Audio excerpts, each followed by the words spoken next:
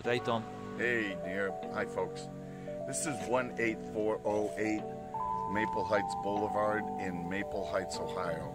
It's a suburb about 20 minutes south, a little bit southeast of Cleveland, Ohio, where Lake Erie is. And we'll talk about the neighborhood a little bit later. It's very conforming. This is a beautiful home. You've got a 3-bedroom, 1 full bath, colonial with hardwood floors. And we're going to take you inside, but you'll see why we purchased it. It's in really good shape. The owner took possession less than 2 weeks ago. Had a small scope of work, the things to be done on the inside and the outside, and I'll talk about that as we walk. It is ready. The pictures, marketing pictures for leasing, were done last Friday, and they're in the system now, and property management is assuredly trying to qualify a tenant now. Yeah, so what we are doing process-wise, obviously we trust our contractors to complete the scope of work, and still we verify. So once a project is completed, contractor updates, yeah, all work is done, we are going through the property, making sure how it looks, and basically doing this quality control when we, let's say, deliver it to the next process step, which is leasing. And let's start and give our highlights about this quality control step that we're now doing for this project.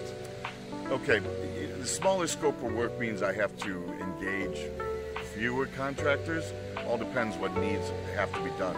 Again, this one was small, so we had one contractor, we had the landscapers. We really only had 2 subs, so to speak, that I have to oversee. So I engaged them. Now my job, as it was last Friday, was to come here, see that everything was done, mark it off, and then return to Nir with the data sheets, PDFs of the items on the scope approved by the buyer, that they're checked off, and if pictures are needed, get that. And also a lot of times, most of the times, almost all the time, we want to do a final video. This particular home wouldn't show a lot because the items were so small. The overall video would show the quality of the product we bought. Very good asset.